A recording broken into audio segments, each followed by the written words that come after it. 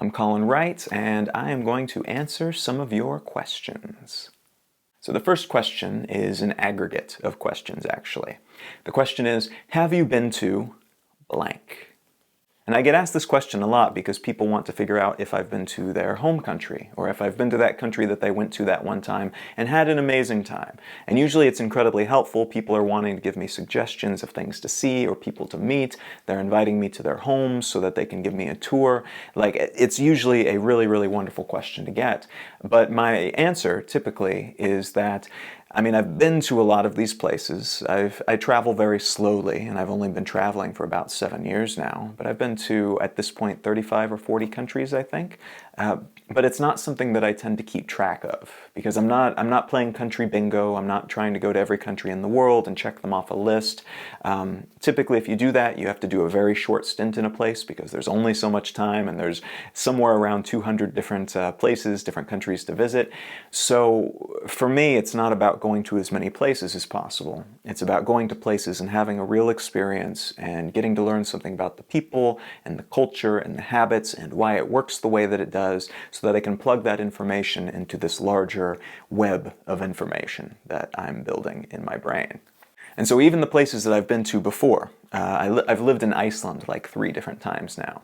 But despite the fact that I've lived in Reykjavik these 3 different times for a significant chunk of time each time, I still haven't seen Iceland. I haven't seen all of Iceland. I haven't seen all of Reykjavik. I haven't seen the places that I visited regularly in Reykjavik through somebody else's eyes, having somebody else give me the tour rather than the usual people that I would hang out with. And so all of these places are still so new, and there's still so much to see and do. And so it's not unusual when you approach travel in this way to feel like a bit of a fraud, no matter where you go, because even though I lived in Prague, I only saw a very small portion of Prague.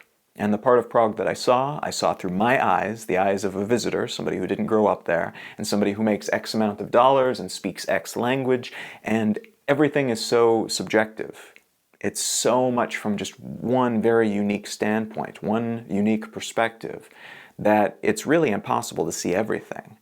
And I feel like of the 35, 40 countries that I've been to, what I've really had is like one view of 35 or 40 different countries.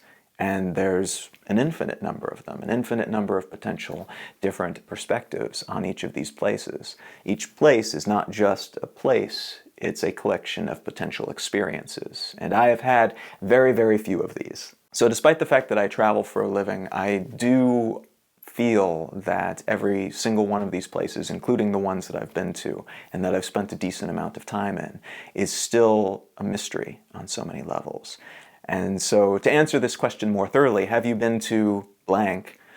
No, not as completely as I could, but I hope to fill in that blank as much as possible moving forward, and I hope to achieve as many different perspectives on these places as possible. Here's another question, this one a little bit more straightforward. How long should a book be?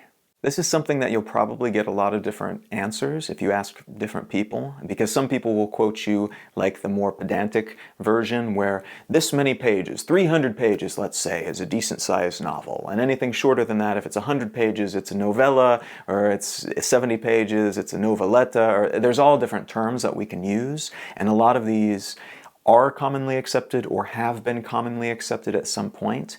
I think it's safe to say that the ebook industry has upset a lot of this and changed a lot of our standards for reckoning these types of things.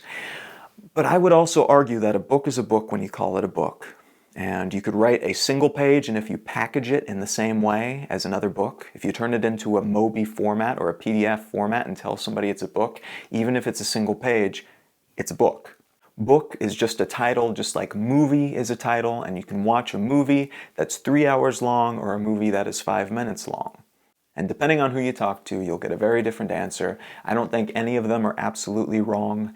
Anybody who tells you that there is a definite answer for this and that a book has to be a certain length or it's not legitimate is probably the same type of person who has never been adventurous with semicolons and is afraid of em-dashes. It's the type of person who obeys the rules completely and absolutely, and those people are wonderful to have editing your books. They're not necessarily people that you want to have guiding your actions.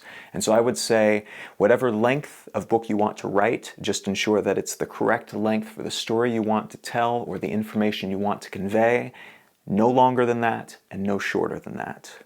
Make it exactly the correct length, and then debate about semantics some other time. What's important is that you're creating something of value that people actually want to pick up and read, and people want to ingest and mull over and share with their friends. That's what you should be focusing on. The length of a book, the length of a document or some shareable story is really irrelevant. Hope you enjoyed this video, or this film, or this show, whatever you want to call it. If you did, you can subscribe to my channel or give it a thumbs up like. If you want to find out more about me and the books, or documents, or ebooks, or whatever you want to call them that I've written, you can go to colin.io. And if you want to find me elsewhere, like Instagram or Snapchat or Twitter, I am at Colin is my name, pretty much everywhere.